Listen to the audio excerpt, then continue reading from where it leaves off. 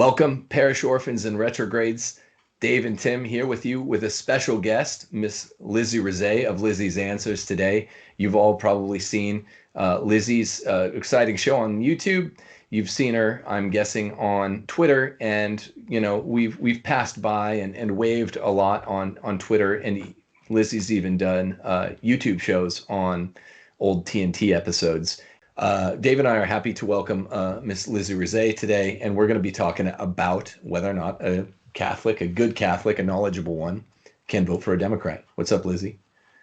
Thank you so much for having me on here. I'm excited for this. Thank you for coming on and your courage to debate two of us at once, or to discuss with two of us at once, because of course this is fellow Catholics kind of brainstorming together. It's not in any way something where there's some epic rivalry going on, of course. So today's topic is going to be very controversial. We're going to answer the question, can Catholics vote Democrat? I get under quite a bit of controversy on Twitter when I talk about how I'm a registered Democrat.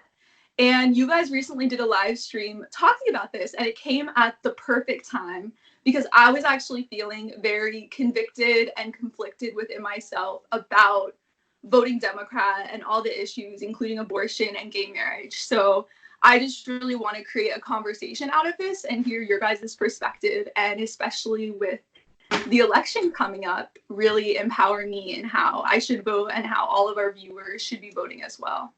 First off, just thanks a million. And yeah, the timing was intentional of that show. I think Dave wanted to do the voting show or whatever, and I thought it didn't get a ton of viewerage on our channel, but except maybe this will get more. It went small for us. I don't know. Wasn't that show your idea, Dave? I think it was yours, Tim, but I was all for it, actually. Because it's really timely. We're coming up to the 2020 elections, the presidential elections, and it's something that there is quite a bit, not so much probably with our audience, but with the general Catholic voting populace. There's quite a bit of, I think, confusion out there. Obviously, that would be begging the question from your angle, Lizzie.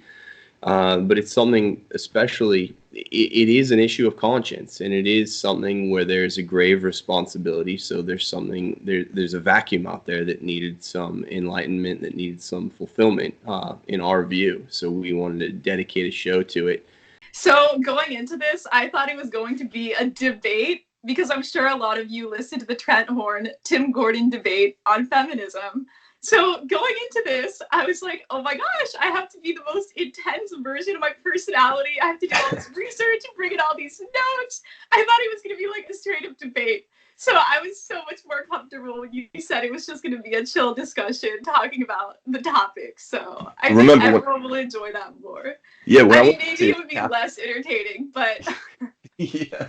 Well, yeah, I mean, I've done other debates that were more discussion, like with like Dr. Patrick Deneen from Notre Dame and some other ones. And when they're more like, when they're less adversarial, let's say that, people are less interested, but they're more comfortable at the time. But I mean, it's just, yeah, we could do this as a fast discussion because, I've seen your point of view on Twitter, and I just wanted to talk about the difference between life issues and quality of life issues, which are in Catholic moral theology load bearing. They make all the difference when it comes to voting, which is to say, in a nutshell, if the Democrat Party weren't completely committed to abortion, there is no room for a Democrat who is pro-life.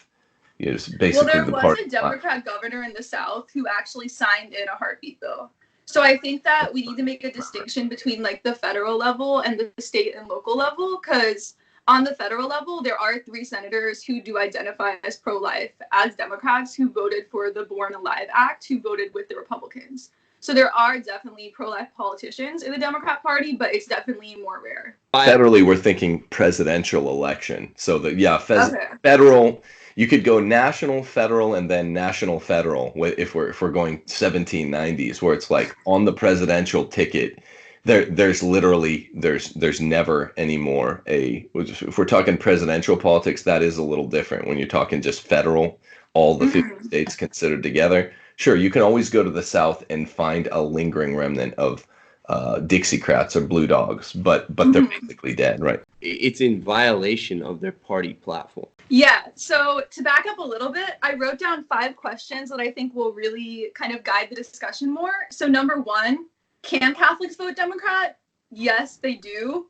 30%, 50% of Catholics vote Democrat, including priests and bishops. There was actually recently a bishop in Texas who told the priest not to vote because the voting records can be made public, and he thought it could cause scandal. So there are a lot of bishops and priests who vote Democrat. So that's number 1. Number 2, can Catholics vote Democrat and receive Holy Communion?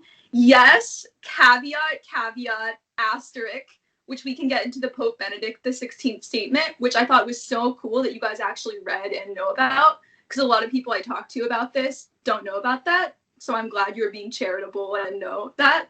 And then number 3, can Catholic politicians vote to legalize abortion and then receive Holy Communion? No. And then 4, should Catholics vote Democrat, which is kind of what we're getting into.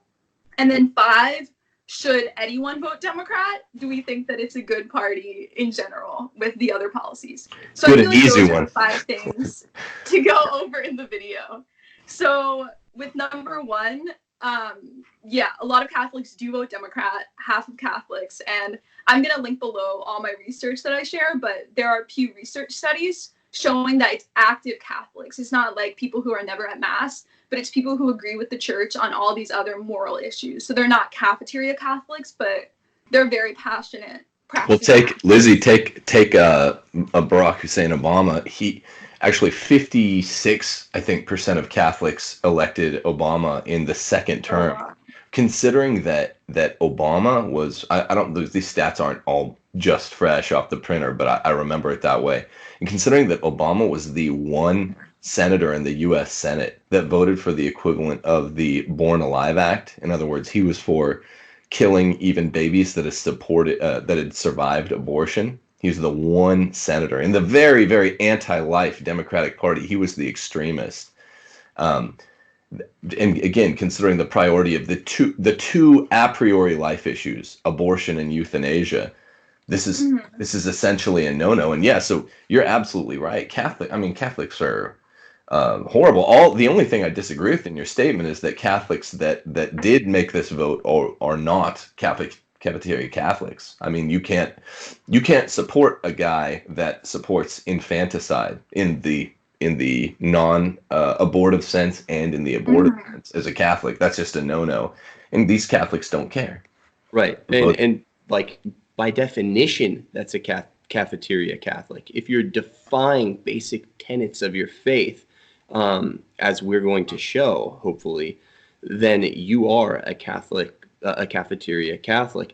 It's like there's a distinction here between sensus fidelium and popular opinion among Catholics. You know, the sense of the faithful actually means the faithful, those who adhere to the core doctrines of the Catholic Church. You can't just look at Catholics and say, well, 82% do this, therefore it must be licit. You have to look at those faithful Catholics who are living out and putting into practice the deposit of faith. So we can also look at, a majority of Catholics don't believe in the real presence. And a majority, I believe, of church-going Catholics, if not a majority, a strong minority do not believe in the real presence.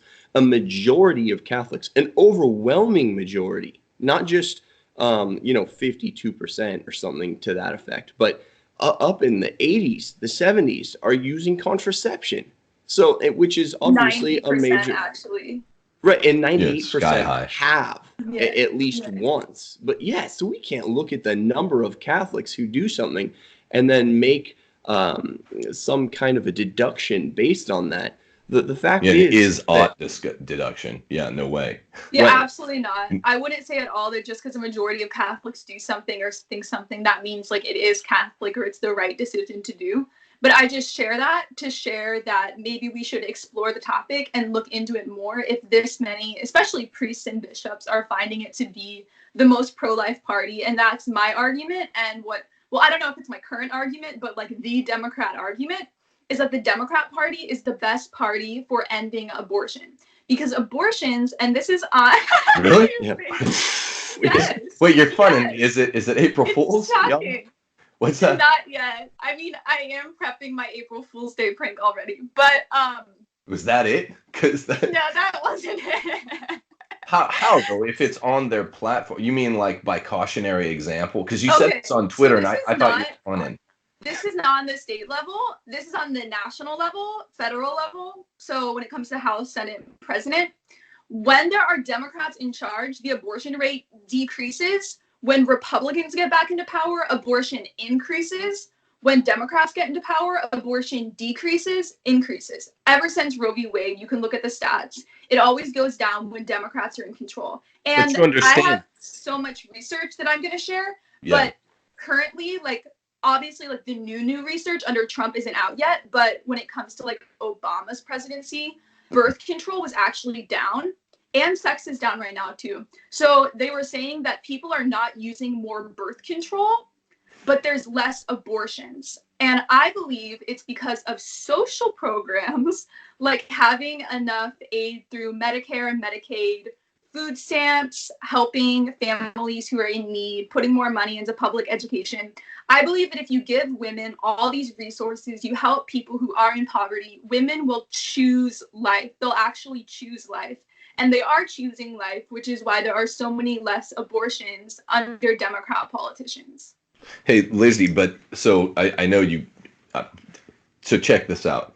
That's pure consequentialism. Even so, start out in decision tree this thing, because this is what I was thinking when you said this on Twitter.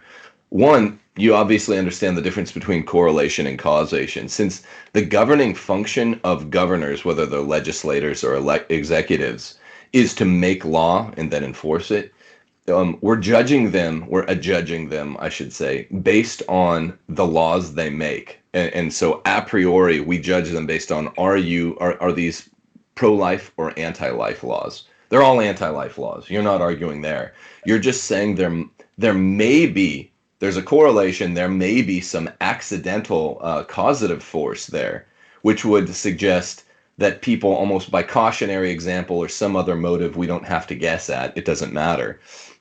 It ends up having the opposite intent, the effect, of the Democrat-made law, right? They want abortion to be easy, accessible, quote unquote safe, ubiquitous, and so even if there was causation there, more than just correlation, we're still not allowed to vote for it. I think it's a really nice segue into your second question. I'm looking at paragraph 3 in what Cardinal Ratzinger says we may not do and still present ourselves for communion. But I mean, the point there is, that's a strong point, is since the governing function of whichever legislator or executive we're talking about, Democrat in question, is to make and enforce law, to examine the market conditions of the fact, since Roe versus Wade, that this is ubiquitously legal, is somewhat like looking at, how many cantaloupes were sold in the United States under Barack Obama versus George W. Bush, and then assigning some party ideological value to it, when it's by most measurable standards, it must be an accidental correlation. If it's not, then it would be consequentialism anyway. So either way, whether it's causation or correlation, it doesn't follow that it's okay to vote for them. They're stating what they want to do. And just because the USCCB has moved away from that, I would say most people and most Cs in the country vote the opposite of your bishop, right? I mean, then you'll be doing the Catholic thing anyway.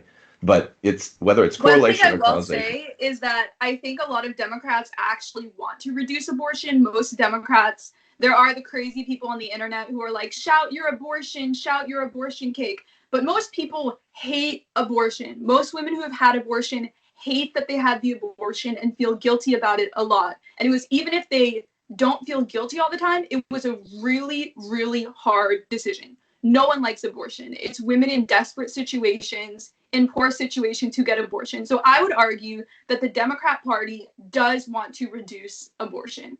Safe, easy, rare. Obviously, there's crazy people on the internet, but the majority of Democrats and the party wants to reduce abortion. And they say they want to make it ubiquitous. I mean, I can believe what they say, and I can believe them, voting with their feet, what they actually vote for. Mm-hmm. And they're contradicting. The facts are against you there. They might throw out rhetoric like, hey, it's evil, same as, I'm sure you would agree, in the antebellum South, Republican American senators were saying, hey, slavery is evil, but we're increasing it. We want to make more laws for it. We shouldn't judge them based on the market conditions, right? Because abortion's already legal. It's a market commodity in this, infanticidist country at this point. So the market conditions, no, we can't judge them on that. We can't judge them on the rhetoric they use to slide as much abortion into law as they can, much as we couldn't do that with pro-slavery legislators. I mean, think of all the analogies to be made there.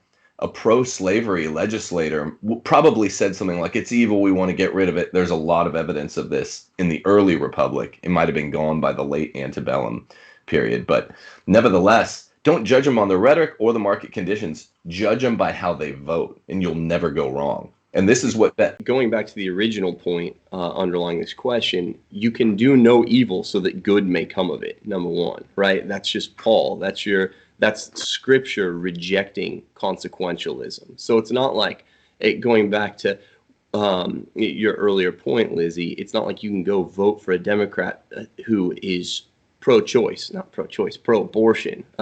as I'm going to get to in a second, because there are all types of happy consequences that ostensibly flow from this, rainbows and puppy dogs, springing up everywhere, because you cannot choose this direct evil so that some good can directly or indirectly stem from it. That's just basic Catholic moral theology. The end never justifies the means. So even a positive end never justifies an intrinsically disordered means. And of course, a direct attack on innocent human life, as in abortion, is a intrinsically disordered means. I don't buy the whole baloney behind everyone is against abortion, Democrat, Republican, we're all holding hands in this, and kind of singing kumbaya. We have to keep it safe, legal, and rare. For one, if there's nothing wrong with abortion, it doesn't need to be safe. Well, it doesn't need to be legal and rare, right? Right. Or particularly rare. The fact that some people are paying lip service in the Democrat Party, like Bill Clinton, saying this thing needs to be rare. If it's not disordered, it doesn't need to be rare. If it's not evil, it doesn't need to be rare. The fact that people ostensibly believe that it needs to be rare shows us that something is off. It doesn't pass the smell test. And that's just not who's driving the debate. Who is going to be the figurehead for the Democrat Party? Bill Clinton, when he was saying that, kind of being really folksy. When there's a majority of Republicans in Congress, in Newt Gingrich's Congress too. And he's trying to be a centrist, right? He's trying to win popular vote. That was like the Clinton mantra, right? Was to kind of center yourself, and you win by building a coalition, being in the center. That's like the Clinton political doctrine. And so he's saying this, and I think it's a disingenuous thing to say. All of the people who are driving the pro-abortion discussion are out there comparing babies to parasites in the womb. That's one of the most common. It's horrific. Right, and that is where the ideas are coming from. Clump of cells. Right. This is what I hear most. Sure. Clump of cells. Parasite is common because if the mother doesn't want it, they're sucking her resources and her blood from her, right? So you'll hear this quite often. It's thrown around in academia a lot. which is Yeah. stupid because parasites have to be of another species and they can't be invited onto Yeah, just the like host objectively, by... that's wrong. Right. Yeah. Yeah. Just biologically, that's wrong. But you know how liberals latch on to something, they think it's really clever, and you'll see it plastered all over their Toyota Priuses and bumper stickerisms. Like, that's one of these things. But academia, the ivory towers, because liberalism is so counternatural, it's what drives a lot of the progressive platform, which of course makes its way into the Democrat Party. So what's driving things like feminism? Abortion is key in ripping women out of the home. To rip women out of the home, you have to rip the babies out of the uterus. You have to prevent babies from becoming in the uterus in the first place through contraception. But if that fails, then you have to destroy them so women can be, quote, liberated from the shackles of the home, what Betty Friedan called the comfortable concentration camp, despite the fact that women who stay at home are happier than working women, as all the sociology suggests. It's central to other parts of the Democrat platform, and the narrative is being driven from the elites in academia, and they see abortion as a positive good, not some thing that needs to be kept rare because it's like evil. Right. So to correct one thing you said about it's about keeping women out of the homes or keeping women from being mothers. So 59% of women who are getting abortions are already mothers to children outside of the womb. And a lot of them already have 2, 3, 4 children. So it's not about women not wanting to be moms, but more about wanting to take care of their current children. And some other stats about who gets abortions: 42% of women live below the poverty line. 27% live at the poverty line. So then that 69% total of women getting abortions are at or below the poverty line.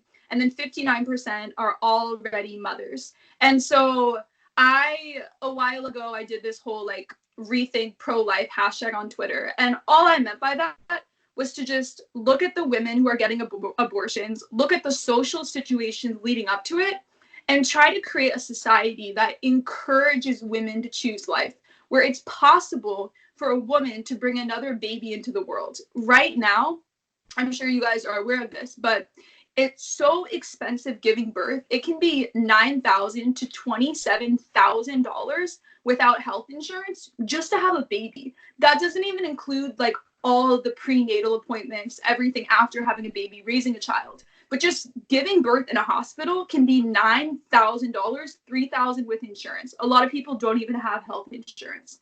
And then we don't even have maternity leave in the country either. And so a lot of women would literally lose their job, be fired from their job if they went through with another pregnancy. So I see the Democrat Party, who's more behind wanting to increase healthcare for everyone, wanting to increase maternity leave, wanting to help women who are in poverty, wanting to give more money into the foster care system, more money into school lunches, more money into food stamps. It's the Democrat Party who's really going to help those women who would choose to have those babies. But they're wanting, obviously, all the subsidization can go in different ways, and it does. Elizabeth Warren in 2002, that recently published a book talking about the two-income trap, right? So the Democrat Party really wants to trap families into two incomes. Maternity leave it's a whole different. We could debate that. Okay. It's a horrible thing. It's a trap. It's a honey trap. But so she and Elizabeth Warren for, like, single moms, maternity leave could be important if they like don't have a husband in their life in the picture. Like if their husband or the father of their children abandoned them, like what are they supposed to do? Whole different question, but I have an answer for that. But totally different question when it's a single mom. Still same answer coming from me. I'm a market guy. If abortion is murder, then you're still in the matrix, Lizzie, of reasoning. You know, can some evil ever come from it? When we're talking about voting for a legislator who's pro-murder, which is at the end of the day what we're talking about, you're still talking about using evil means to accomplish an ostensibly good end, and that ostensibly good end is defensible anyway. You know, the first principle of practical reason, right? Thomas talks about it everywhere. Do the good, avoid evil. For voting for someone that's going to be voting on your behalf, which is what a congressperson is, or to a lesser extent, a president, veto or whatever. the first principle of practical reason is you must vote for someone. According to Pope Benedict, you must vote for someone who will not do abortion, who will not propagate abortion. Your vote must be toward the end of making abortion de minimis, reducing to zero. He says not all moral issues have the same moral weight as abortion and euthanasia. If a Catholic were to be at odds with the Holy Father on this topic, no go. But if he were to be at odds with the Holy Father on capital punishment or war, then he would not for that reason be considered unworthy to present himself to receive Holy Communion. The Church exhorts civil authorities to seek peace, not war. That's a kind of prudential principle, and to exercise discretion and mercy in imposing punishment on criminals. But it still may be permissible to take up arms to repel an aggressor, to have recourse to capital punishment. These are prudential issues, right? Notwithstanding, recent trends that have affected recent pontiffs. It may still be permissible to take up arms, repel an aggressor, to have recourse to capital punishment in certain circumstances. There may be a legitimate diversity of opinion, even among Catholics, about waging war, applying death penalty, or social programs. You're mentioning all these social programs. You can be for more of them. I, in the name of subsidiarity, can be against most of them. But not a legitimate diversity of opinion, however, with regard to abortion and euthanasia, the two a priori life issues. Dave even always couches homosexual issues as a life issue. I think it is kind of in between a life and a quality of life issue, but it's not an a priori life issue. You just can't vote for an individual, a Democrat politician who is pro-life. At the end of the day, you are caught in that matrix when you like all their other positions because you're maybe an FDR Democrat or whatever. It sounds like you are, Lizzie, but you can't if they are pro-abortion. Unless there's some mitigating factor that particular to their voting pattern or what they promise to do voting, where they will, or if it's a Republican who will vote for abortion, then you can take your pick. But if they are neck and neck, according to the Congregation for the Doctrine of the Faith, there must be a proportional reason to vote for a pro-abortion candidate. The only, what that language, Thomistic language, analogy of proportion means, Thomas's analogy of proportion means there always has, that would require that the opposing Republican candidate is also pro-abortion, and then you can say I'll vote for the social democrat or whatever. Does that make sense? I mean, it's pretty clear. It's pretty clear in this document, the Congregation for the Doctrine of the Faith. You're in all of the social programs. That's not a life issue. If you make $45,000, you're at like 95th percent. I mean, Dave and I both had tons of kids in law school when we were poor. So having babies is dirt cheap. Stupid with kids in law school, right? Yeah, I literally didn't have a job for part of that time. We were living off of student loans, and it's really cheap. It's a lie that having babies and caring for them, particularly in the first 2 years, is expensive. It's another lie, you know. The other thing, it's better to have babies if you're poor, because then you don't pay anything for them because you're on Medicaid. That's what I went to a law school at an unnamed university that had a lot of Mormons. So I'm not going to go into which one, but there were many Mormons there. It wasn't BYU, and it didn't just have a name? Big fam. Yeah. I mean, I shall leave it unnamed to not fully out myself. But there were many Mormons there, and they had big families, and many of them were doing so on Medicaid for absolute free. Just to interrupt you for a second, I think it's a real issue where a lot of people, it's expensive to have a baby. Like, I recently did a collaboration with another YouTuber named God is Great, and she was talking about how expensive her deductible was with her health insurance plan. So I think if you're really poor, Medicaid covers it, but if you're in between, that's when it can really bankrupt you if you're having a baby. We're not, yeah. So, but I mean, this is what happens when you do really quick. Dave, you want to get back to your point, but this is what happens, Lizzie, when you start trafficking in the quality of life arguments, which are utterly secondary, right? They're sui generis. They're set apart from the life issues. When one traffics in these, there are all kinds of multifarious reasons, accidental, strangely random properties that will make what we're saying about we had lots of babies when we were poor and it worked out. There are random things that can happen that will make that not the case, but it doesn't matter. I mean, generally speaking, these are first world problems, right? Uju, who's a great pro-life advocate from Africa, is like, the West, we don't want all its problems. We have lots of problems over here. We don't want abortion to become one of them. And you guys are rich. Like, what you guys are calling poor is rich. Like, you get to eat, you get to live. We have Poverty's not legit even a problems. bad. Poverty is not a bad thing. Destitution is bad. According to Poverty is Cardinal Sarah. actually a good. Right, Cardinal Sarah says that. Blessed are those who are poor in spirit. Who said that we have to have first world levels of wealth so that we have 2 TVs and every convenience, 2 cars in every garage? Oh, I agree This with is that. a People fallacy. are So you might agree with, say, the Nazi Party on 95% of their platform, right? And They had not that you robust should. social programs, for Right. instance. They like right. They were national socialists, so they wanted to grow the big state government, right? But that doesn't matter, because what dominates, there's a prioritization there, and what dominates their platform is, of course, always going to be their life issues, right? What they believe is the final solution, which was intrinsically evil, another direct attack on innocent human life. And that is always going to dominate Nazism, no matter how much you may agree with the other planks in their platform. There's no parsing them apart. There's no, I'm a pro-life Nazi. That's a cute trick, but it just doesn't work out. And I think everybody sees that these major life issues are always going to be central to a party's political platform.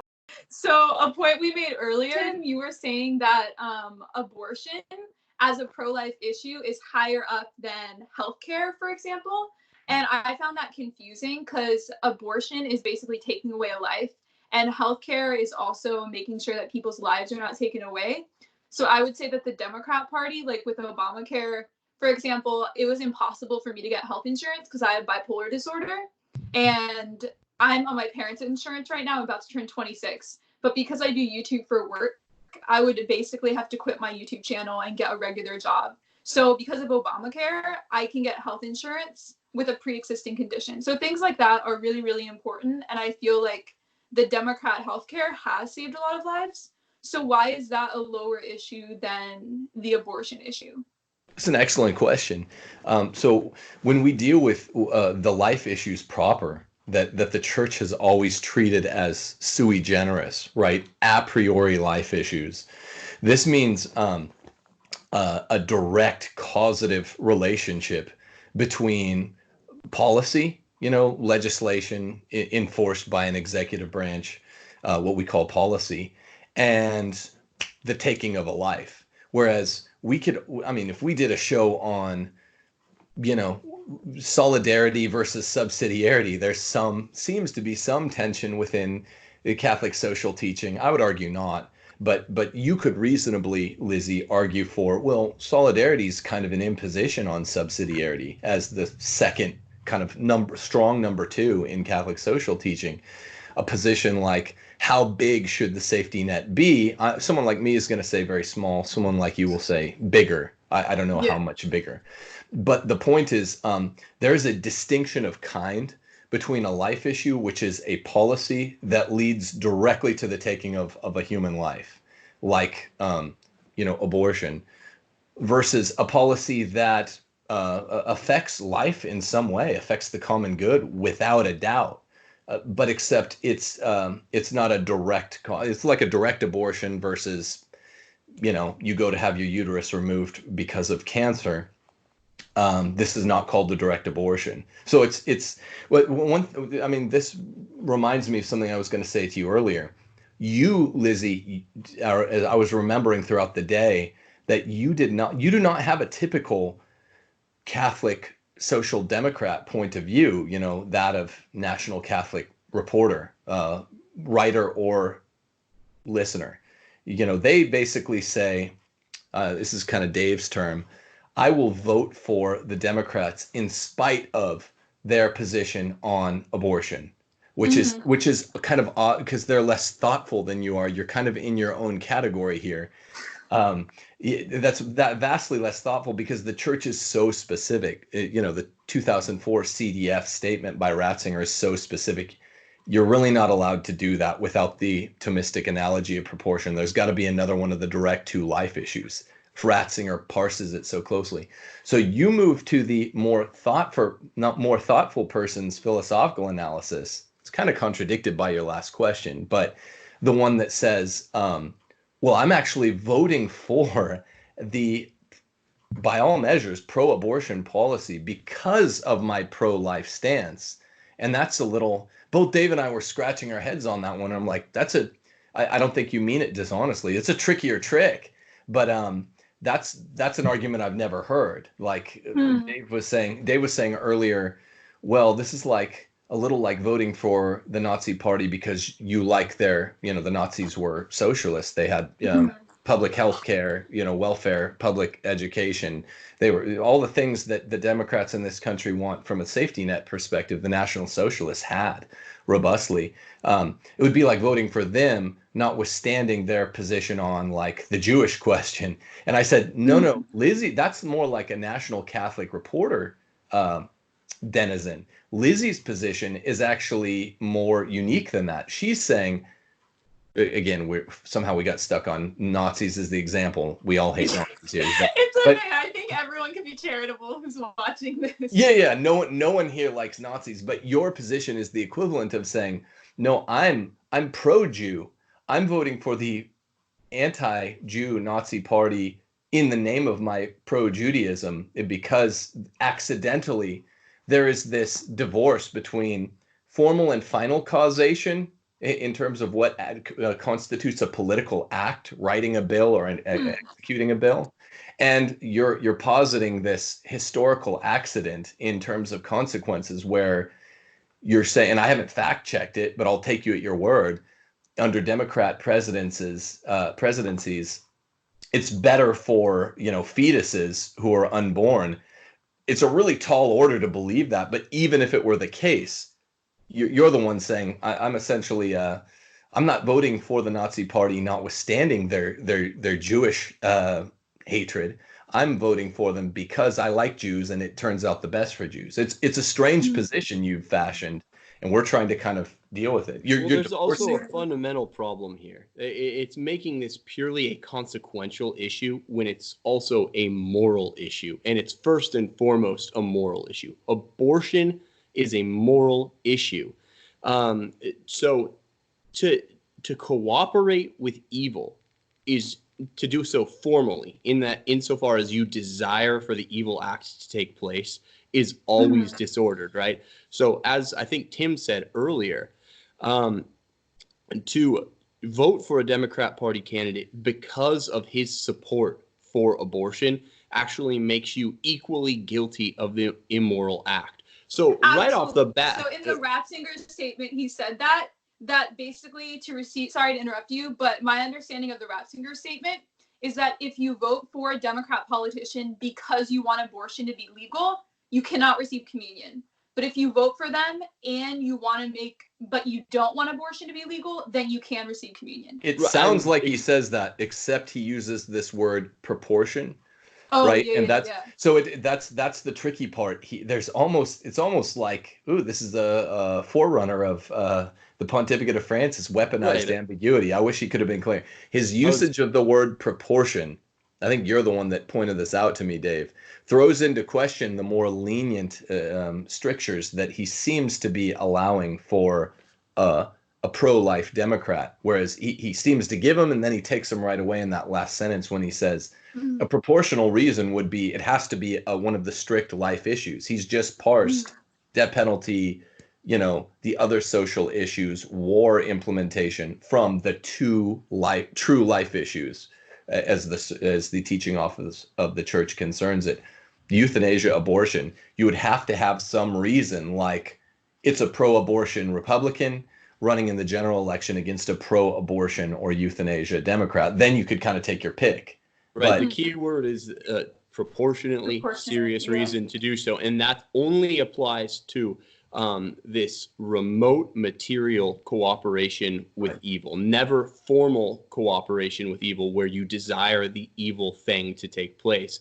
But this is remote material cooperation He's saying with that's evil. constitutive. Basically, He's saying make it remote material cooperation. He's saying right, it's but this constitutive. is, I'm putting it in just like common parlance, right? If you're voting for the Nazis or the 19th century pro-slavery Democrat Party, despite their stance on these important life issues like genocide or slavery and racism, this analysis, where proportionately serious reason analysis, this only goes for situations where you're voting for someone despite their stance on the life issues. And in this case, baked into that word, proportionately serious, means just what it says, right? There has to be proportional reason, meaning there's a direct attack on life happening with abortion. There's a direct attack on life taking place with euthanasia. So there has to be a direct attack on life that's being prevented in a way by voting for the Democrats. And all you are pointing to right now is an indirect attack on life in terms of like the healthcare system or the education system. And these things are debatable because as well, which like both parties contribute to excessive war. But let's say the Republican Party at the time was doing like excessive war and just slaughtering thousands of people in other countries unjustly. Do you think that could be proportionate? Well, no, because I guess it would depend. Because he says it's prudential, Lizzie. He says specifically it's a prudential issue. Like a prudential issue is something that we're not bound by the strictures of the teaching office of the church, right? The deposit of faith. There's not an intrinsic evil involved by even adventurism abroad. You know, Teddy Roosevelt or whatever. Just go and get into wars easily. Unjust war, I would say, yeah. If we're talking about bombing Hiroshima and Nagasaki and just killing, tons and tons, millions of families, I'd say that's thinly veiled murder, just like abortion is. And so I think this proportionate test needs to break down into two categories. Number one, proportionately moral, in the sense that there's a direct attack on human life versus another direct attack on human life. That would be like prong one. And then prong two is if it is an issue of like both policy issues being a matter of direct attacks on human life, so that there's this moral proportionality, there also has to be an equivalency of human lives lost, right? That's also baked into this term. Like the number of people who die. Exactly, right. But and the number of people who die enter into wars don't say this is a just war and unjust war. So it's a prudential act on the part of each moral agent, even citizens of a country, let's say a country that's engaged in adventurism abroad. It's always going to be a prudential distinction, even if tons of people are being killed, because tons were killed in World War II or whatever you want to call a just war. Tons might have been killed in unjust wars, and it's never explicit. Unjust wars will always require a prudential judgment because they're not explicit. There's no direct killing of an innocent that's being signaled, right? It's always done in the name of whatever. It sounds like Dave and I are disagreeing. Lizzie, settle a bet. What is your? We're both struggling. He thinks that your position is you can vote for Democrats over against their position on abortion. I'm saying it sounds like you think you vote for Democrats because of their consequentialist equipoise with regard to abortion. Wait, like who's right? Because I can't tell. Well, I think I would say that you're both right. I vote for them because they decrease abortion. I also vote for them because I really like their healthcare plan and I really like environmental regulations. Trump, my number one issue with him is he's gotten rid of dozens of environmental regulations, and they've found coal in breast milk. And so he's just allowing a lot of poisonous things that cause cancer to be allowed to be used by factories. But so those are two things. Breaking this down into that term proportionately, that key term of art, right? Okay, how many kids have died, number one, from drinking charcoal in breast milk, or from going to a second-rate public school. I mean, public schools are all second-rate, but a second-rate public school. How many kids have died from having? No one just dies because they don't have health insurance. You don't. It's not I mean, some people inherently do, though. connected to death. You No, but die that's from a not lack of treatment. Like Even people then- die and because also, they don't right. have their diabetes insulin, wrong. and then they literally die. Like a lot of my subscribers with mental Yikes. illness, like with bipolar disorder, I have a 1 in 4 chance of dying by suicide. And so people who don't have health insurance and can't afford medication are literally dying from their mental illness. Okay, that's not a direct attack on human life. It's an accidental and indirect attack on human life, number one. And I guarantee the number of people dying of a lack of insulin in the United States, in the first world, does not rise to 57 million since 1973. Say that it does. It's not Let's say that 57 million worldwide per year. Let's say that coal in breast milk was killing 57 million per year, right? Set all. This is what it means to assume something arguendo. We'll assume Lizzie's perspective arguendo, and we will hold all other things equal. This is how you prove, I think, mathematically that our position prevails here. If coal in breast milk were killing 57 million a year, then this would be, if we're setting it out in terms of God, this would be a direct act, right, is the wise will of God versus the permissive will. A government standing by and saying, okay, we choose not to regulate this. It's still not part of the formal or the final cause of our legislation or lack of legislation. In other words, for whatever reason, the government would be abstaining from adjudicating that issue or legislating on that issue would not be related to the 2 of the 4 Aristotelian causes that determine the moral status of an act. In other words, yeah, it's like, I mean, highways, have you ever seen in torts class? I was lucky enough to be taught by a libertarian torts professor. And if Lizzie, if the speed limit were 45 on national highways instead of 55, they've extrapolated these numbers and it would save an astronomical amount of lives.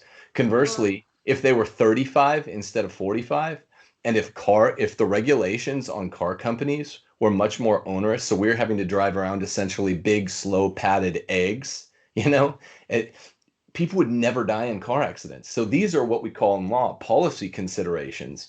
The government's moral duty, as imposed by the Catholic social teaching, the teaching of the church, is not to guarantee that all life lost will be eliminated forever, right? This is the formal and final cause matters. It goes back to your initial question when you were like, well, what's the difference between a life issue and a quality of life issue? A life issue is when the formal and the final final cause of an action, right? The formal cause is what the definition of it is. The final cause is what you're hoping will happen, the goal, when they're murderous. Whereas when the government, even if it's being what you would probably rightly call irresponsible by abstaining to adjudicate or legislate an issue which eventuates in coal being in the breast milk of 57 million mothers, if that weren't, it's a subjective component. If that weren't part of what the government was hoping to do, and it probably wouldn't be, they would just be trying to, make oil companies richer. Even then it sounds really evil, but they're not trying to kill. The formal and the final cause of making abortion, whatever they say, ubiquitous, legal until kingdom come, and safe or whatever, that has only one formal and final cause. It's a direct killing of an innocent life. And it's a default on the actual role and purpose of government. That would be a discussion in and of itself. But I think as Catholics, we can agree that governments are there to protect the rights of people against those who would seek to take them away unjustly, and to an extent uphold the common good and common morality, right? So for a government to not only default and say, we're not going to extend protections to the most innocent, the most defenseless members of society, i.e. babies in utero, it's a total default on their role of protecting people's rights, right? It's government not doing its job. So any society that allows for abortion is not a civil society. And any political party that advocates for abortion is ghastly and is to be spurned by everybody of good conscience. So when Roe v. Wade gets overturned, will you start voting Democrat on the federal level? No, because of many various and sundry other issues, which are more, it would take more of a policy discussion, because when you're not talking about intrinsic evils, you are weighing like policy matters and you are looking at results. There's subsidiarity. That's a whole other show, though. Right. Lizzie, it's a whole other conversation, like which people should vote Democrat or Republican based upon other issues. But my question is, will you so vote right now, the Republican Court, until Roe v. Wade is overturned? I think that's more at the heart of the show. I mean, not trying to put you on the spot, but I'm just being. I mean, that's really related to the life issue. Is until we have an overturn of Roe versus Wade, the way I read which is that, going to happen. I think that will happen within the next like 2 to 3 years, because the Not if Supreme people Court keep is voting loaded Democrat. up with conservative justices. You don't think so? It's loaded up with conservative justices. And there's so many states passing these heartbeat bills. It's going to go up and up and up and up and up. Right now, it's loaded up with majority conservative justices. A lot of them are really young. 3. It's we the only majority. have 3. No, 5.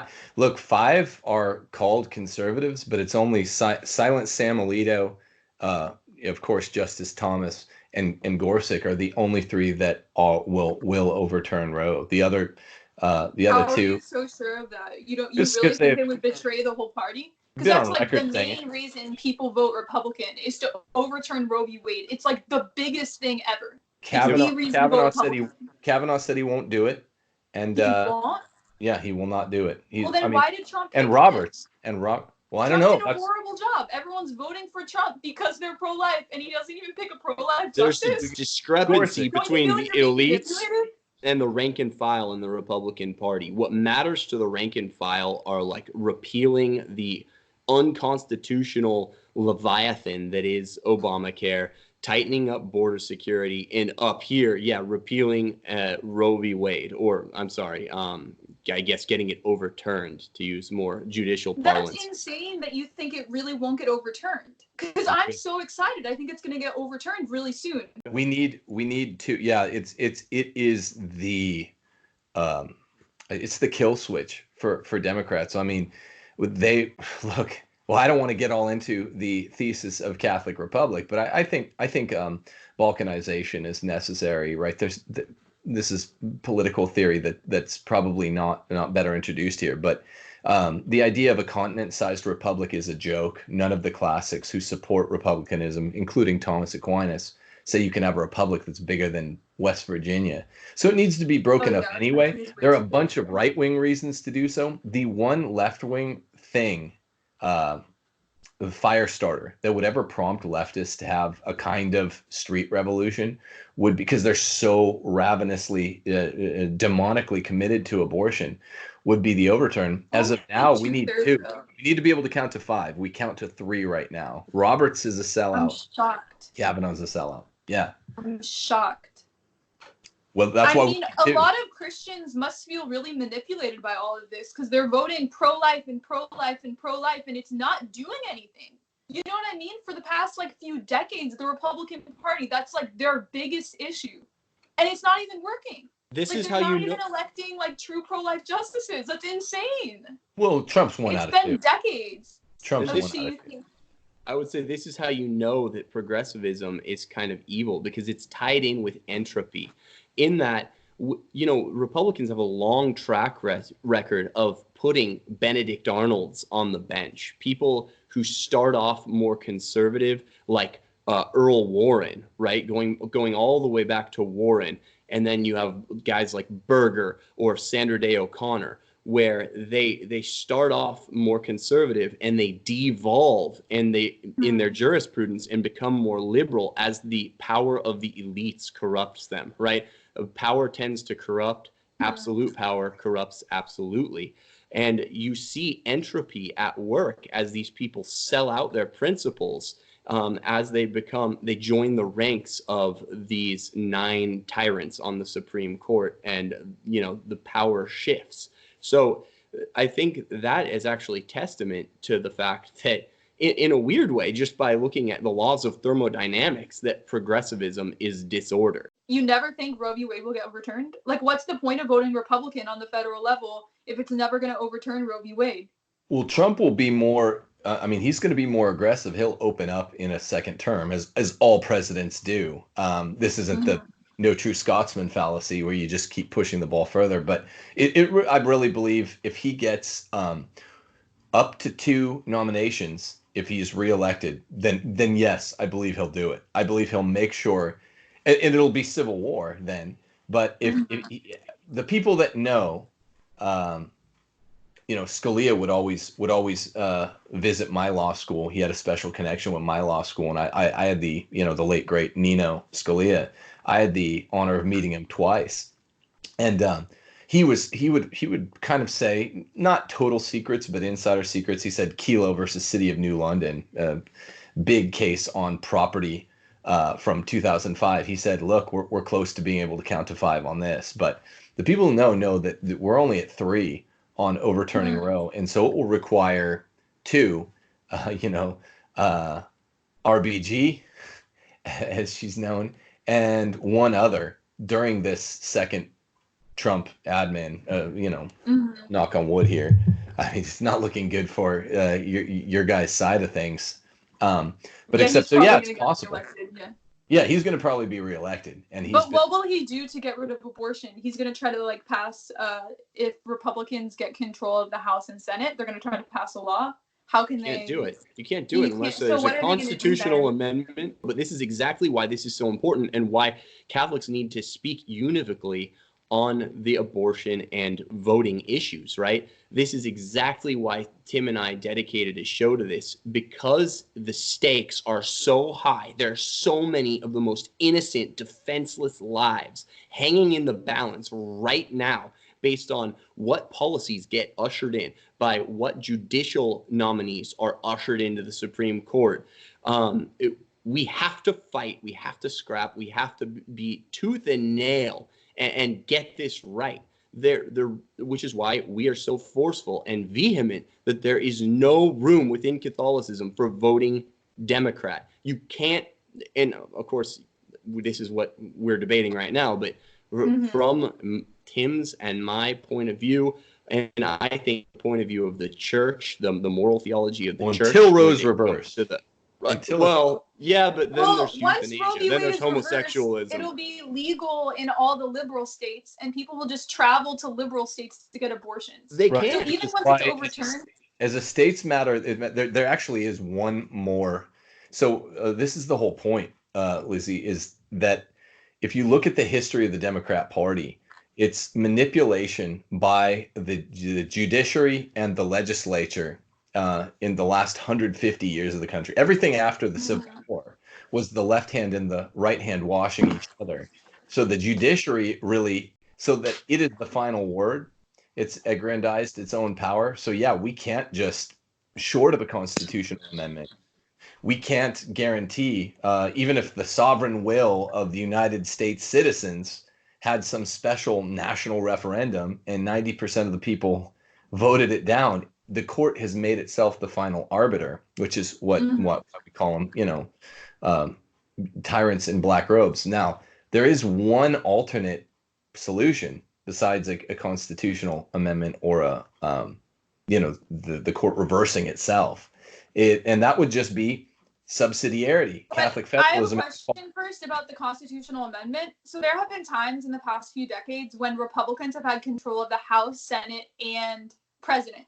So why haven't they done the constitutional amendment if we're voting for them because they're pro-life? They lacked a supermajority, which is what it's required. Oh, okay. That's why the Constitution's only been amended 27 times. It's supposed to be, it's right. You can do it, but it requires a supermajority, and it's very rare that you have the quorum requisite for an actual constitutional amendment. Okay. But what you're seeing, constitutional convention, but then you could get a runaway convention, and the last. When we had our last constitutional convention, we came away with a whole new system of governance, right? Yeah, and it's never happened. Yeah, there's a second way to amend the Constitution, but it's never happened. It would have to pass through Congress anyway. Either way, it's not an end run around Congress. But what is an end run around the national government as a whole, that you could get rid of abortion state by state, is what Which is Thomas already happening. which is happening. And this is what's exciting about that. Let's say that Trump doesn't get reelected, or he kind of whiffs again on his nominee, is nullification. This issue Jefferson called nullification. James Madison had a different name for it, but it's where the states essentially say, okay, you know what? The state legislatures, this is Catholic social teaching number one, subsidiarity, deeply, deeply Catholic American precept we call federalism. The state legislatures, not the national legislature called the Congress, are supposed to have the real moral authority for everything aside from 16 really, really boring little sovereign spheres of governance in Article 1, Section 8. The state legislatures are really supposed to be the ones that determine what their own laws will be, even in the face of this federal tyrant enforcing child murder called Roe. Remember, what Roe did is it made it illegal for any of the 50 several state legislatures to illegalize abortion. So what places like Missouri, Georgia, I'm forgetting the other two states that did it. Louisiana is one of them. They're starting test cases, and they're like, okay, what are you going to do? We have our own state apparati, which are going to enforce the executive of this state, and the legislature of this state's sovereign will to get rid of abortion. What are you going to do? Send in the National Guard? It's called nullification.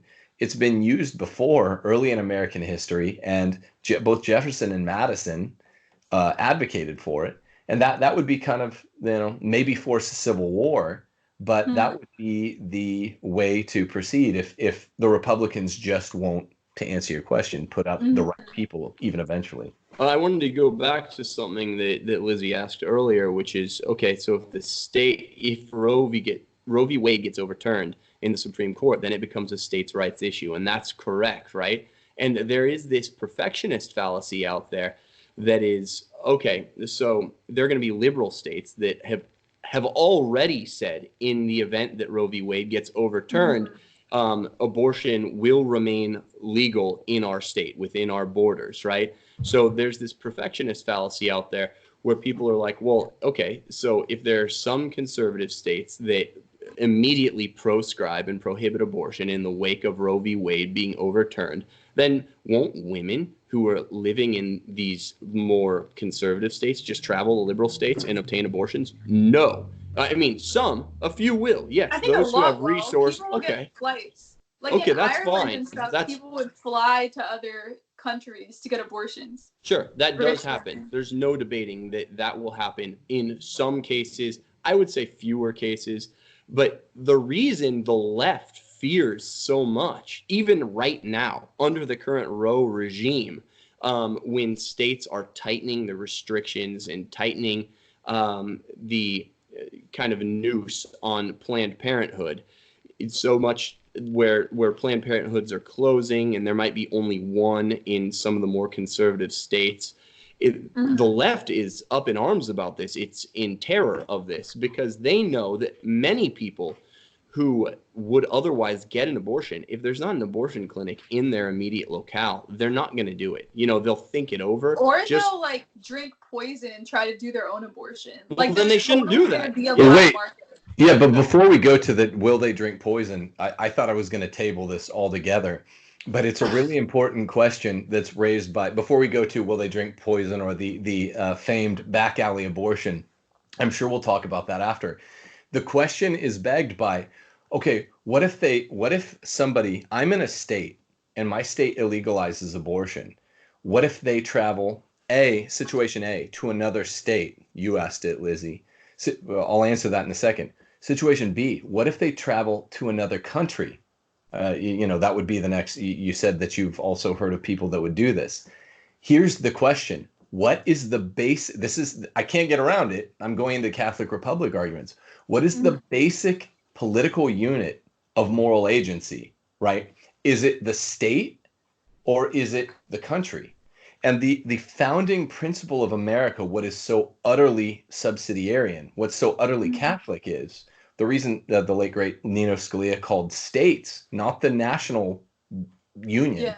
The forums of moral experimentation is because the state legislatures are supposed to be the ones that I assume some responsibility for. They're the more important ones.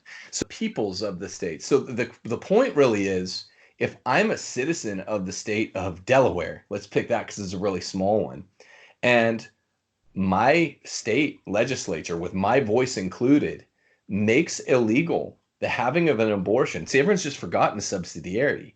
This is subsidiarity. If we make it illegal, and then I throw a party and I celebrate, and I was part of that, then Delaware's really small. It's like the size of a big city, right? Someone, an aborted mother, can just travel to wherever, Vermont or whatever, wherever's near that, and have one. I'm not morally responsible for that anymore. This is the founding fathers. Then I'm responsible for someone going to Canada and getting one. It matters because what it is, a republic is rightly conceived closer to a state than the big country, including all 50 states. We're supposed to care more about the moral agency of our state legislatures than the Congress, which is country-sized, and rightly. That's interesting. Yeah, so that's subsidiarity. That's the whole point. I understand your point, but even what Lizzie was saying was that in effect, this might not save lives. And I'm saying that the left fears the states cracking down on the abortion bills exactly because it does save lives. Most people, or many people, let's not get hung up on most versus many. Okay. Many people will, even if they have a cooling off period, a lot of abortions are procured in haste. Oh, I found out I'm pregnant and I don't have the resources for this baby and I'm afraid. Sometimes they do. And the left is real big on waiting periods, you'll notice, when you're talking about like getting firearms. You have to wait in California 10 days after you purchase a firearm to actually pick it up. So apparently they think waiting periods do work. If you have to travel to another locale, then there's this waiting period baked in to the policy. Also, some people don't have the resources to move or to leave and have an abortion in another state. So either way, you're going to be saving lives. So Tim, you handled this more from a philosophical, principled perspective. I'm kind of taking Lizzie's question from a more practical, pragmatic perspective. I was saying I really like that you're talking about this because I really care about the pragmatics of it and what's actually going to happen.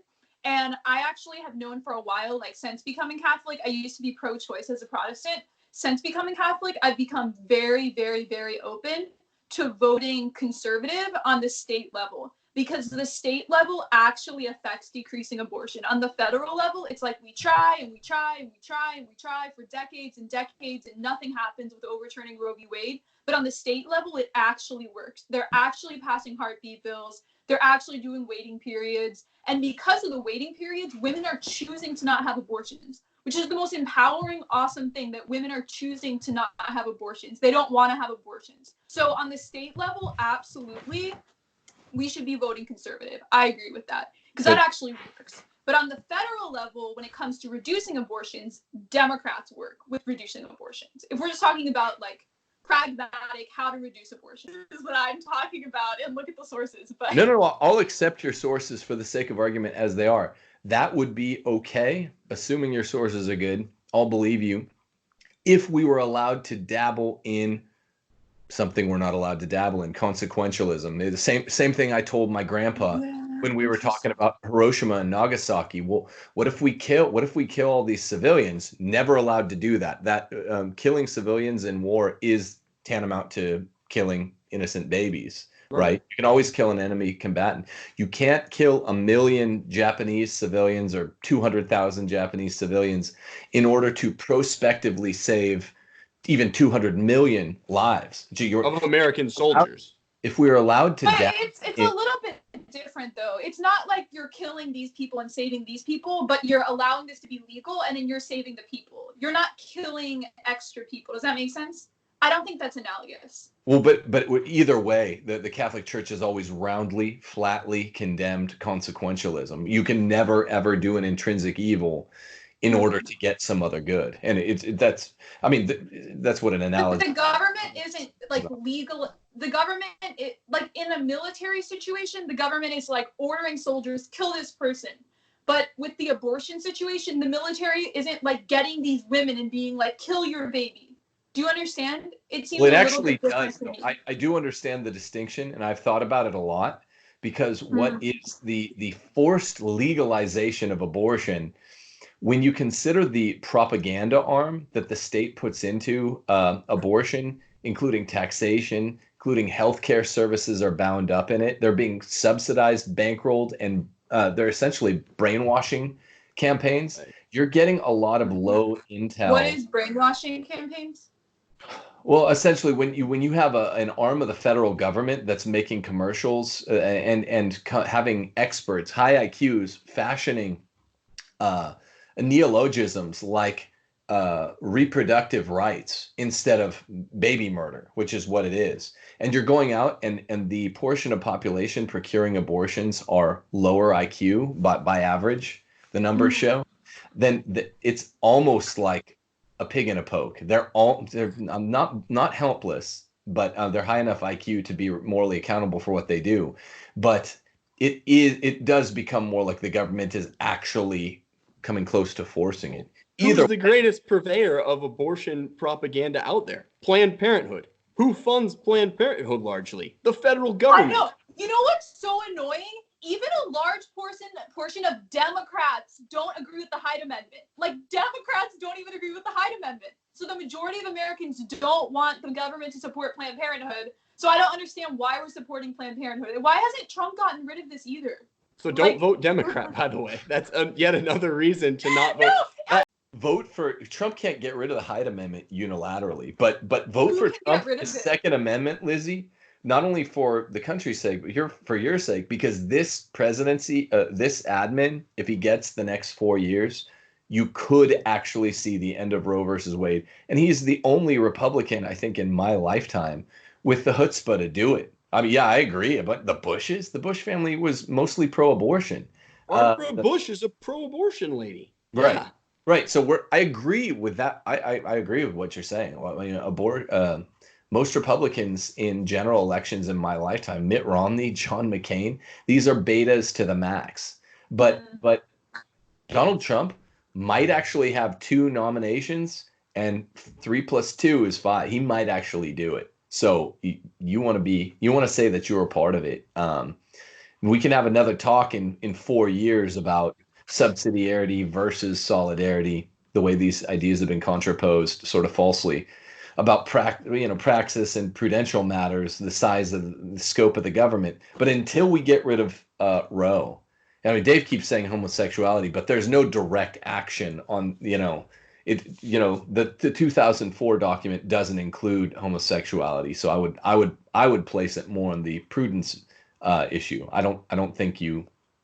Attack on the family. It's an attack on the first and fundamental vital cell of society, which means Benedict it's an doesn't attack mention on us all. It's not. Well, I don't think it was in the Pope. Even gay rights groups, and not to get us too far afoul of the point here, even gay rights groups, they didn't think in the 1980s that there would ever be this thing as gay marriage. It was never in their wildest imagination that they would draw this false equivalency between true marriage, between a man and a woman, and between homosexual unions. That was never in their consciousness, in their wildest dreams. There's no CDF document that adjudicates this, that says this is a life issue. There is in the governing way. There's not. There is. Yes, actually, the Vatican does have a document out there that says that you can never have a recognition of homosexual unions. There is a document out there that says this thing. Yeah, but there's not a document I on read the one reception of recently, communion. and it was talking about it was like addressed to Catholic politicians, and it said that you cannot vote in favor of gay marriage. And then it said that people who are voting, we can't desire for gay marriage to be legal. I heard even civil unions, Lizzie. Do you recall if I wish I could recall the name of the document, but I know there's something that touches on whenever civil we find union. it, it'll be linked in the video description when you guys are watching this. But we're not. What we're talking about is not having to abstract, which we don't have to do for abortion and euthanasia, thanks to this 2004 Congregation for the Doctrine of the Faith argument, which is tailored to voters specifically, citizen voters, not legislative voters. So Yeah, no, I mean, I'm as anti-gay propaganda as you are, Dave. I'm just saying it hasn't been taken out of the realm of prudence by a document. It's there's not the church wouldn't. It might be a life issue. It is a life issue. I agree, but it's not a an a priori loss of life issue the way abortion and euthanasia are. And no pope has ever said, "Hey, voters, you're not allowed to vote for a representative that would on behalf of gay rights or whatever." I want to ask Lizzie something real fast. You keep mentioning, kind of when you're challenging some of the points Tim and I are making, you keep mentioning empowering women and bringing that into this discussion. Why do you feel like it's an important enough point to talk about empowering women when we're talking about something so lofty and important as not murdering babies? There's just, in my view, there's no equivalency there. I'm going to empower women to not go to prison for murdering their baby by making it the law of the land, that if you commit infanticide, by the way, you are treated as a murderer. Yeah, I just want to say a lot of the laws that have been making abortion illegal in different states, they put the abortion provider in jail. I don't even like to say abortion provider. There needs to be a stronger word than abortion provider. Assassin? But the person, yeah, abortion assassin. They put the abortion assassin in jail and not the women. I actually prefer the law. I don't think we should be putting women in jail for getting abortions. I think we should be putting the abortion assassin in jail. Okay, wait, if you hire a hitman to kill your baby, shouldn't you go to jail? Yeah. And that's what abortion is. It's hiring a hitman to slaughter your baby. And then you're going there and saying, I'm presenting my baby to you so you can boil it alive in saline solution or crush its skull and suck it out of the womb, which it was gently sleeping in only a second before. I'm pretty sure that's a bloodthirsty and despicable act. And well, we have a positive law on the books in the common law tradition for once abortion becomes murder, legally recognized as murder, the conspiracy to murder always involves a principal and co-conspirators, and the principal is always the one that hires the hit, right? So if a woman hires an assassin to kill her husband, she's always the principal. It can't be any different. I had this debate with Abby Johnson too, Lizzie. It's like once we're acknowledging it's murder, which I think all three of us are, there's no real question here, morally or legally. But there's different types of murder. There's involuntary manslaughter. There's, you know what I mean? There's different types of murder. And I apply it to the way we think of mortal sin in Catholicism, where there are things of grave matter, but there have to be other things. Like you have to understand that it's a sin, know why it's a sin. I can tell you what they are. Malice of forethought. Malice to be a mortal sin. And I would say that in the situation of most women getting an abortion, it wouldn't be a mortal sin because they do not believe it's murder. They don't know that it's murder. A lot of women recently are finding out that the heartbeat exists at 6 weeks. Most people didn't know that until these heartbeat bills. Like literally, I have so many friends who are other millennials. They didn't think the heartbeat began until like the 5th month or something. So a lot of women getting abortions, they don't see an ultrasound. They don't know what it looks like. It's only recently because of pro-life activism that women and men are learning all these realities about the baby developing. I'm sorry, my head just blew up for a second. First of all, if an act like contraception is mortal sin, then even if they were thinking that their abortion is just like late or ex post facto contraception, they would still be in mortal sin. You don't. But beyond that, it's such a violation of the natural law. Underlying psychological factors are like for grave matter to be mortal sin, you cannot have underlying psychological factors affecting your decision. So if a woman is a single mom, she already has 3 children in complete poverty, she doesn't know about the heartbeat thing, she doesn't think it's a human life, and she gets an abortion, do you think that's a mortal sin? Yes, absolutely. Because I don't think it's a mortal flipping sin. The maternal instinct on its head, number one. So the reason like homosexual sodomy is a much more grave sin than, say, fornication is because it inverts the natural order to a much greater extent. So fornication, you're taking something that's supposed to only happen between a married man and a married woman, and you're engaging in it, right? With homosexual sodomy, you're taking something that's supposed to happen, number one, between only a man and a woman, and 2, only in the marital union. And that's why sodomy cries out to heaven for vengeance, whereas fornication, while it is still a grave sin, does not rise to that level of gravity that it, quote, cries to heaven for vengeance. So It's the same more thing with grave matter aborting or for sure. destroying your seed. It's such an inversion of the natural order of the maternal instinct, which is to die for your offspring, to die to protect that treasured infant in your womb, that it's grave beyond the pale. No one can question this thing. But we have such a what was Lizzie for saying human there? life that go ahead. Yeah, because we're outnumbering 2-1. I want to make a point That's after right. this, but it sounded like No, she that's had a true. question. Oh, you were talking about homosexuality and how it's more grave matter than fornication. But I would say, again, when we're talking about mortal sin and culpability, most people, most Catholics do not understand that it's of more grave matter than fornication and don't even understand why it is of grave matter. So then that wouldn't be a mortal sin in that situation. Yeah, so this is dealing with it in when the church has been infiltrated by utter modernism, and so you think that subjective part is a bailout, is actually less effective because 20th century theologians ruined the way that we think about what it requires for grave sin to actually be mortal sin. So stick with the legal analysis, which always has these factor and elemental tests, which are much more helpful. There are 4 types of homicide at law, right? There's involuntary man, there's voluntary man, second degree, which is called depraved heart murder, and first degree murder.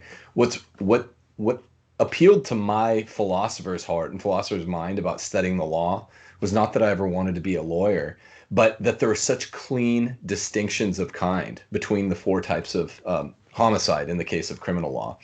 And what's really reassuring here is, this is what I told Abby too, it's an open and shut case. For any criminal act, homicide included, and we'd have to parse it into one of the 4 types, there has to be a culpable actus reus, an act, and a culpable mens rea, frame of mind.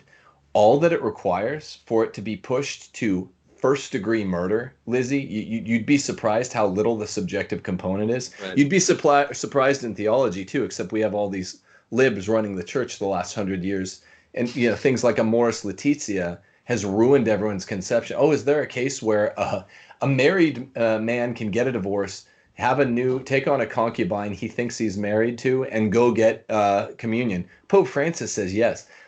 He's playing on a theoretical possibility, which is not a real possibility in the world. It's like superstring theorem. Here's what it takes for a first degree murder to qualify under the culpable mens rea requirement. It's got to be malice aforethought. That can be malice aforethought doesn't mean you have to be home twiddling your mustache, hatching an evil plot for days. The court rules culpable mens rea, better human reason philosophy than the church has been doing for 100 years. Culpable mens rea can be formed in a bar fight. Like, now I'm going to kill this guy in a second, in a heartbeat. So it's not a really high bar. We think so because we live under the Francis pontificate. Oh, for grave matter to be actuated in the mind of the person. It can be like, hey, it's premeditated murder. For me, I'm sitting at a table, you diss my homie or whatever in a bar. Maybe I even have 3 beers in me, and I'm like, I'm gonna kill this dude. That qualifies. That is not a depraved heart murder. A depraved heart murder, second degree, is dropping a brick from alcohol in you not affecting your thinking. It does, but it doesn't overwhelm it. Doesn't getting drunk overwhelm? That's how there I is something. It. No, it doesn't There's overwhelm something in the law. When you when you are willing. I'm talking about mortal sin. Are we talking about mortal sin, or are you talking about in? But in mortal sin, then you have to deal with first potency and second potency. So like when Aquinas says you know when you're getting drunk, that you're putting yourself into the position of second potency. We can all speak Chinese in second potency, right? We have to go learn it. Someone that has learned it already can speak it in first potency, and someone that it knows it and is currently speaking it is speaking it in first actuality. So I mean, like Aquinas says, this is one of the great wrongs about getting drunk. You know the things you might do. I guess you know your own depraved heart if you might murder someone when you get drunk. When you're getting drunk, you're putting yourself in, you're actualizing a first potency which will become a second potency to go do something murderous. So you're still morally accountable for it. There just aren't the loopholes that we in the Francis pontificate think there are. It's pretty much, if you do grave matter, you're on the hook for it, and we can adjudicate that. There's like theoretical superstring theorem things that have probably never existed once in human history. If you get drunk and you go do something really bad, you still are on the hook for it. And you can't plead ignorance to principles of the second order natural law. So offenses against the Decalogue, because the natural law and Scripture tells us this, God wrote his law onto all men's hearts. Because these things are so readily discernible to even the untrained intellect, one can't plead ignorance to something like I committed adultery. I didn't know that was wrong. Sorry. You just never get to plead ignorance to things against the Decalogue. With abortion, a lot of people don't think that it is murder. A lot of people in the country. And so a lot of women getting abortions don't think it's murder. They don't think that it's human. They think it's a clump of cells. They don't think it's a human until it's born. Every evil man is righteous in his own eyes. And it's because people will rationalize. But we know inherently, and even going back to like the Didache and early church documents, it's always been something that's recognized by the church that you shall not kill the embryo in utero. It goes like this, because you have a devotion to Mother Teresa, like most of us, if I remember correctly. Would you put Mother Teresa to her money in a bet on this? The reason that abortion mothers get abortions is to continue living the way they wish. So all the Catholic Church, the reasoning of moral philosophy and moral theology requires for a mother to be guilty of an abortion is, are you having this abortion to, whether or not you call it killing, whether or not you call it murder, culpable mens rea? No, most people doing it don't think this much. But they know, if I have this fetus baby, then it will force me to alter the way I live, the partying lifestyle, right? If I don't but have 72% it, if I end of it, women who get abortions are living in poverty. 60% already have multiple children. So I agree with you. If it's someone who's like, who can afford to have a baby, who just wants to live a party life, who doesn't want to settle down and be a parent, I understand. But for the vast majority of cases, it's women living in complete poverty, trying to take care of their current children. well, and I think that's completely different from what you're saying. Poverty doesn't, I don't think the numbers bear that out, because I've actually looked at these. What you're calling complete poverty is relative wealth compared to the world. When I'm talking about first world abortions. And again, if someone's living on $30,000 a year, this is still the Ritz-Carlton compared to third world countries. And so no, having, one TV in your home as opposed to 4 does not give you some sort of diplomatic immunity whereby you get to step between the raindrops, kill a baby because really you just don't want the extra hassle, which is why it's prohibitive in the first place, right? This is how Catholic moral theology works: is an abortion, the precise prohibition in a woman's mind against having a baby, it's going to inconvenience me, makes it the murder. I mean, it becomes the definition of motive, right? And the greatest single indicator of poverty in America is if you're morbidly obese. Like, let's let that fact sink in right now. This is not, oh, I'm worried about where my next meal is going to come from if I bring this new baby into the world. I mean, not that should matter, because it doesn't justify murdering. The 42% of women getting abortions who are living below the poverty line, and then within that group, 59% already have children. I assume a lot of them are single mothers. Would you say for that 42% below the poverty line that it's a lot less culpable? That's his point. No, that's his whole point. Because definitions have been tweaked such that we call impoverished. It's an arbitrary distinction. Do you have some compassion for the situation, though? Well, let me answer that after I get this out. Because it does matter. Cardinal Sarah says there's a huge distinction between poverty and destitution, right? Poverty is actually good for the soul. And I'd say the poorest people in first world countries, by and large, are either living on the streets sort of by a kind of choice and second potency. Mental illness. A lot of them have mental illness and addiction. I don't think but leave them to the side for a second. The majority are they're a minority. the majority of people on the streets are mentally ill from drug abuse and use. That's a whole different show, though, right? But except we don't have destitution in first worlds because we have a big safety net. And so the kind of culpability altering or culpability eliminating destitution that would essentially force a woman, it's fiction to me, force a woman to pick between feeding her baby or feeding herself simply doesn't exist in first world Or countries. I mean, feeding listen her to Uju. children.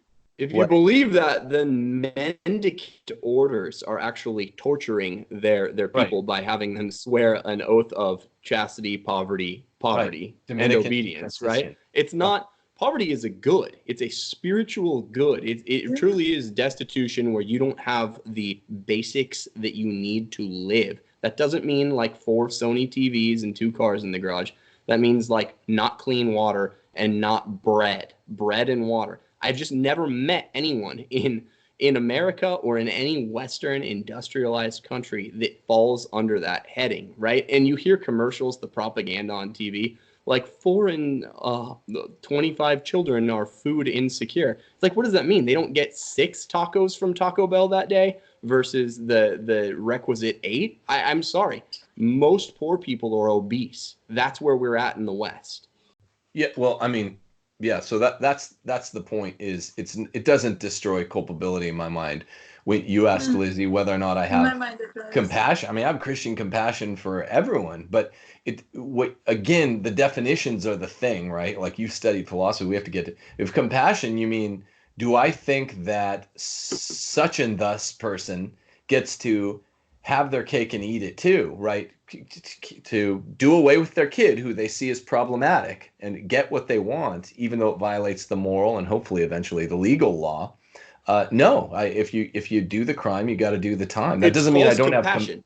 It doesn't mean I don't have compassion. Because I don't, What like, I Sheehan know calls that false there's, compassion.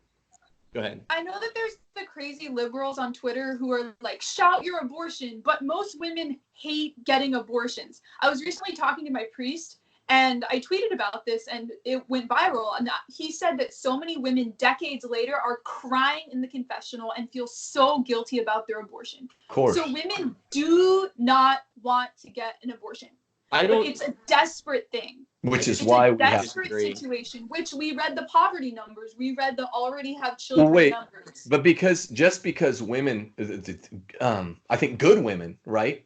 Look, good people can make horrible, murderous choices. I also love Dmitry Karamazov, right? Dmitry Karamazov takes the rap for a murder that he had some part in. Is determining culpability in Brothers Karamazov is like impossible. But yeah, he's that's the whole point. I love Raskolnikov in Crime and Punishment, right? It's all pretty much all Dostoevsky protagonists are good people that become Christians that repent of their murder later.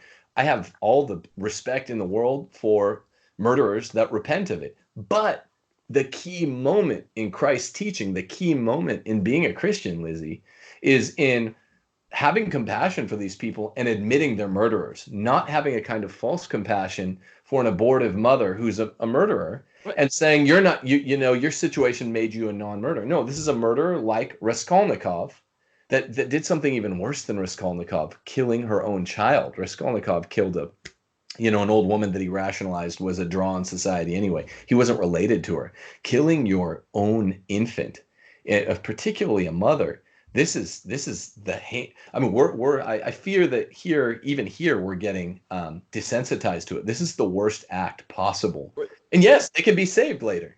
Yes. All criminals are under duress. Bank robbers are under financial duress. People who break into houses are under financial duress.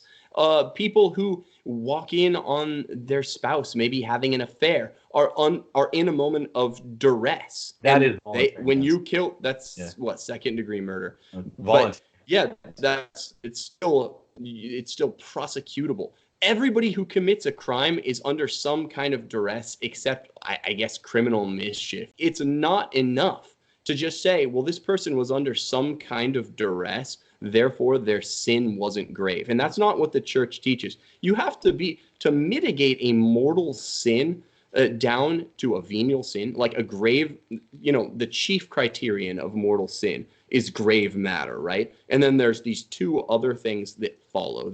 There's full consent of the will and full knowledge of the intellect. And when that trifecta is in place, then you've committed a mortal sin. But the chief one is grave matter. Have you violated God's law in a grave way? And if you have, there's a presumption that you've committed a mortal sin that is rebuttable with strong evidence that your will was compromised, not just a little bit, because everybody who does an errant action has their will and their intellect probably compromised to a certain degree. But there's this critical point where you can say, well, this wasn't truly me willing to do this action, or this was me truly believing that my action wasn't evil, just having this invincible ignorance of the evil of my action.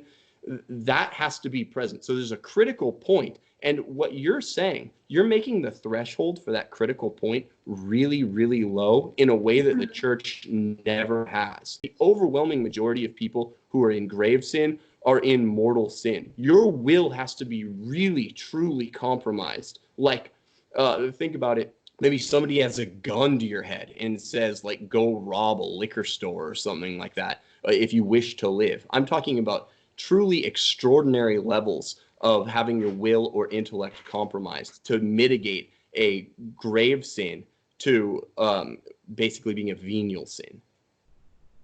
Sorry, Tim, you wanted to ask Lizzie something. Oh, can I respond to that real quick? Definitely. I recommend in my YouTube videos all the time that if anyone has done something of grave matter, they should always go to confession instead of questioning whether or not it's a venial sin. So that's what I was taught in RCIA, to always go to confession as much as possible. So I super recommend that to anyone watching. If you have done something of grave matter, always go to confession. That's good. I'll give you this. I think consistently the magisterium of Pope Francis makes it sound like most of the time, even what he said about marriages, most marriages aren't valid. So you can go ahead and get divorces. Even in a valid marriage, you probably have mitigating circumstances, so you can go receive communion. I would say his pontificate's magisterium has stood for the idea that grave sin usually isn't mortal sin. I think that's really consistent, especially with what's probably coming down the pike. Definitely. But yeah, what I was going to ask you, Lizzie, is consider the situation of historical Virginia and the southern states that were colonies beforehand. The new 13 states christened when the United States prevailed over England, they were completely in terms of their subsistence dependent on the muscle economy of Virginia and the Carolinas, right? Like, we wouldn't have had a country if they had destroyed slavery, which I think is a better analogy than the Nazi one. Maybe in closing, we could go to, there was legit duress. We've been talking about bogus duress. There was legit duress on the 13 colonies turned states in the 1780s. All these guys legitimately wanted to do away with slavery. Washington set his slaves free. All the great presidents were Virginians at the beginning of the country, and Virginia was the powerhouse. The northern states couldn't have made it without Virginia annexed to them, and so they wanted to get rid of slavery in like 1800, but they said, we just need to have it would destroy the economy to all of a sudden be, taxed with paying all these people what they're actually due. So when we compare to slavery and the kind of duress that it represented, you never hear the other side with slavery. Or segregation? Let's move to that. What of the Democrat Party in the, late 1800s, 1900s, that said, let's say they were a party that you liked their consistently, you liked their views consistent with solidarity. Would it be okay to vote for a pro-slavery or a pro-segregation political, a legislator or an executive on behalf of, let's say they were propping up all the same social positions, the safety net, all that, even though they were slavery or segregation? Would you do that? Would you vote for one? pro-slavery. If they decrease segregation, like how the Democrat Party decreases abortion, then yes. If they But no, by no. chance What if they decrease- said we're going? But I mean, okay, so you're talking about the consequences. Let's make the analogy real tight, and then you answer. They say we want to make slavery perpetual, right? Not even what Jefferson and those guys that SJWs are mad at for saying let's have it for 13 more years. They're saying we want to make it perpetual. We want to make it untouchable at law, slavery.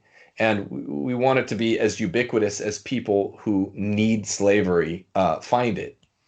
So that, and somehow by these weird statistics which divorce the formal and the final causation from the consequences, maybe it ended up, you can never know, right, whether or not that's going to be. Usually you just take a political candidate at their word. If they're saying we're going to vote for slavery, just as the candidates now that you're voting for, all of the primary Democrats, now they're dropping off like flies, all of them were pro-abortion. There wasn't one. They're saying we're going to make abortion ubiquitous.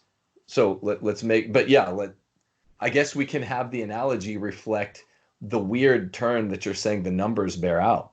But for the record, can you vote for a pro-slavery, pro-segregation candidate because you like what they say about the, social policies? They're going to do their utmost to make this thing legal until kingdom come. Yes or no?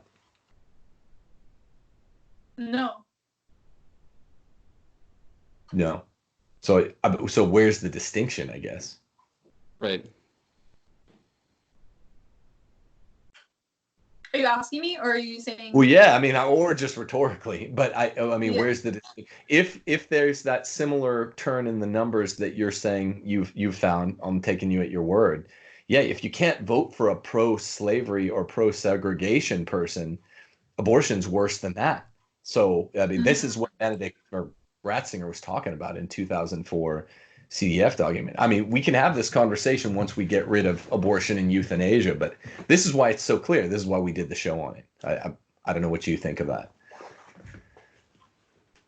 I guess one thing that I think I want to end with is just saying that as Catholics, I think a lot of people find it really, really hard to vote because other parts of the Republican Party they really disagree with. It's kind of a cliche that Republicans care about the fetus and then once it's born don't care about the baby at all because they want to get rid of a lot of social programs. So like a lot of my subscribers have told me that it's really, really, really hard to vote for either party just because they see pro-death policies in each party. They feel like both parties are not womb to tomb in a pro-life ethic. And a lot of people have even expressed not voting for a presidential candidate because they can't support either party. So what would you say to those people?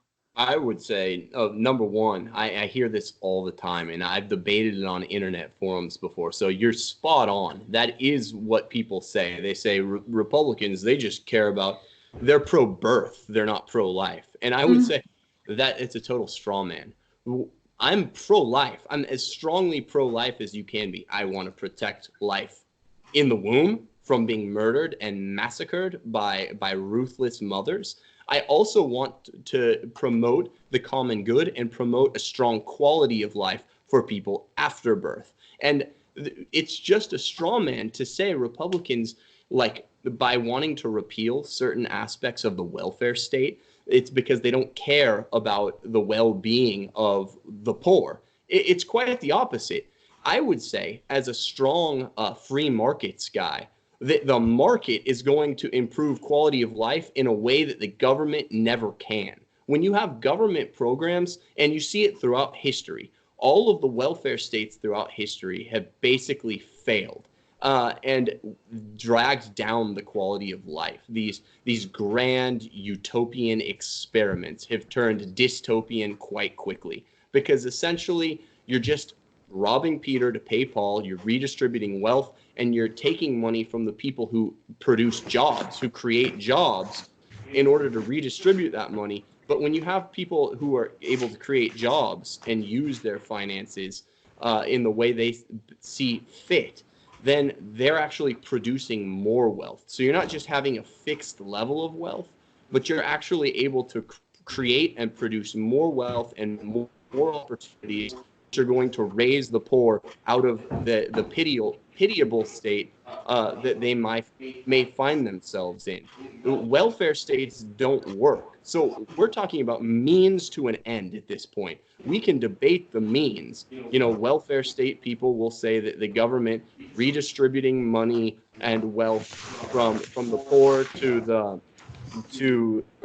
the rich to the poor, that's the most efficacious way of bringing about a good and utopian society. But somebody who's a free market person will say, no, letting individuals allocate their funds in the way that they see fit, because the individual, of course, is most tied in with, he has the most at stake, right? He's going to allocate his funds in the best way possible, not with government overlords watching over him, like detached people from 3,000 miles away telling him to allocate his funds, but himself, knowing his Sitzleben, his situation, he'll be able to best allocate them in the way that is most prudent. And so a free market guy is going to make an argument like that that's also geared towards the common good. So I'm not saying forget about people once they're born, they can fight for themselves. I'm saying that it's in the best interest of society to have people and not detached governments making decisions with their own money. Yeah, I just say real fast, Lizzie. Read the writings of Leo the 13th. Not read Rerum Novarum, but read. He wrote 3 other documents that are just scald, because he was a Thomist. Just scald wealth redistribution and class envy. He says class envy is an evil. And remember, the real evil we're talking about when we talk about wealth redistribution is the evil of egalitarianism, saying that there are not different sorts of people.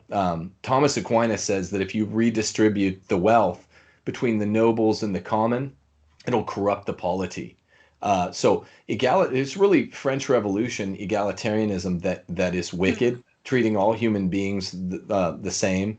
There needs to really be a noble class and a common class, and we've gotten away from that. The reason that needs to be there is because there are these natural distinctions within nature, so we need to recognize it. But absolutely, wealth redistribution is an intrinsic evil, taking from some and giving to others. And it's just there in the complete Aristotelian tradition that nobles need more property. I don't mean with a capital N.